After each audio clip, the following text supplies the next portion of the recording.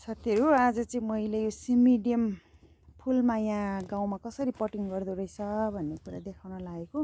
अब यसरी हेर्नुस् न, बाल्टिनमा रोपेको छ। यहाँ बाल्टीमा प्वाल पनि छैन हैन। यसको फेदमा चाहिँ दुईटा प्वाल रहेछ है। अनि अब यहाँ यसरी मिस्टिङ भइरहेको छ यस्तो खालको कुहिरो, त्यसले गर्दाखेरि यसलाई धेरै पानी पनि नचाहिँदो रहेछ। अनि घरिघरि चाहिँ पानी दिनुहुन्छ अरे। अनि यहाँ मैले यसो हेरेको, यो काठ यस्तो चिलाउँदाखेरि निस्केको खस्रो खस्रो खालको भुस हुन्छ नि, त्यो भुस मिसाएको छ, काठको भुस अनि कटुसको पत्ता, गाईको मल, यति गरेर यसरी ट्याप्प लगाउनु भएको रहेछ। यो बिस्तारै यो हल्का हल्का यसरी दबिँदै गएको छ। यो अस्ति फुलिसकेर चाहिँ यो नयाँ पटिङ यसरी गर्नुभएको रहेछ क्या यो उमा। अनि यसरी हेर्नुहोस् त, नचलाएको ठाउँमा यस्तो भइरहेको छ हैन। अब यो चाहिँ नि यसो गर्दाखेरि दबिन्छ क्या। यो चाहिँ भन्नाले अलिकति मकिएर भित्र जाने अवस्थामा। अनि यहाँ चाहिँ अब हामीले चाहिँ नि यसको बल्ब चाहिँ नि हामी बाहिर अलिकति माथि निकाल्ने भन्छौँ नि हैन। यहाँ त पुरै गाडेर अझ अलिकति पनि यहाँ माथि नै परेको छ भनेपछि यो अलि बल्ब यो देखाउने र गाड्ने उमा चाहिँ यो ठाउँ अनुसार पनि फरक पर्छ कि जस्तो पनि लाग्यो। अब माथि निकाल्दा चाहिँ अब कस्तो भने बल्बलाई सेभ गर्नलाई अलिक सजिलो होला, तर यो तल रोप्दाखेरि चाहिँ यसको स्टिक राम्रो आउँछ भन्दो रहेछ। यहाँ चाहिँ फेरि यसरी हेर्नुहोस् न, मजाले टुसाइरहेको छ है।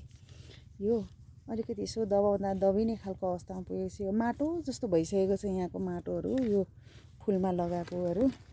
अब हेर्दाखेरि यहाँ सबै यो मैले अहिले चलाएर यो यस्तो भएको हैन, यस्तो मजाले यो सबै फाडेर यसरी लगाइराख्नु भएको छ। अब यसैमा कति राम्रो फुल्छ क्या यस्तो बाल्टीमा। हेर्नु सबै बाल्टीमा यसरी रोपिएको छ है, राम्रो फुल्छ। अब यसको पनि पटिङ हेर्नुहुन्छ भने यहाँ पनि त्यस्तै छ अवस्था हैन, त्यस्तै छ। हेर्नुहोस् चिउला पनि आइरहेछ, यो सबै यस्तै छ माथि। अब यो चाहिँ अलि झाङझुङ भएपछि अलि फल्ने हो है। यहाँ सबैमा हेर्नुहुन्छ भने यो सबै स्पेसल यो अहिले त अब हाइब्रिड अर्किडले अब छोपिसक्यो हैन। अनि चाहिँ अब यस्तै खालको छ यहाँ। यो एउटा मात्रै मैले माथि देखेँ, तर यिनीहरू बच्चाहरू सबै फेरि तलबाट आइरहेको छ। यहाँ पनि हेर्नुहोस् त ल, यस्तो छ राम्रोसँग। भन्नाले यो तरिकाले हेर्नु न, माटो दिँदाखेरि अब यहाँबाट धरर पानी दिइँदैन, कहिले कहिले अलिअलि थोरै दिनुहुन्छ अरे हैन, यसो आवश्यकता हेरेर। तर यसो हेर्दाखेरि यो मिस्टिङले नै यो माटो यतिको ओसिलो चिसो भइरहेको छ क्या।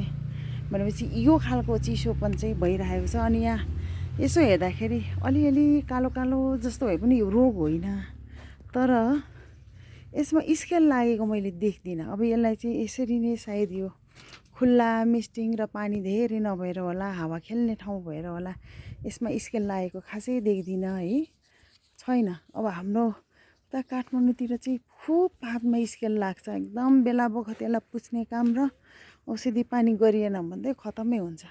अब यहाँ चाहिँ यस्तो अवस्थामा हेर्नुहोस् न, यस्तो भएको छ है। अर्किडलाई एकदम सुहाउँदो हावापानी चाहिँ यो रहेछ कि। र अनि हामीले चाहिँ काठमाडौँमा अब जबरजस्ती फुलाउन खोज्दा चाहिँ त्यसलाई बिहान बेलुका यसो स्प्रे गरेर मिस्टिङको रूपमा चाहिँ नि पानी स्प्रे गर्नुको कारण चाहिँ यो स्प्रे गर्दाखेरि यति राम्रो हुने रहेछ। ल धन्यवाद साथीहरू। आज यहाँ पटिङ र यहाँ मौसमको बारेमा, यो सिम्बिडियम अर्किड कसरी फुलाउनु हुन्छ, यही अर्किड हो, च्याप्प सिजनमा आउनुपर्छ। एक बाल्टी खेर गएको हुँदैन, सबै आफै सुट लागिरहेको हुन्छ। धन्यवाद।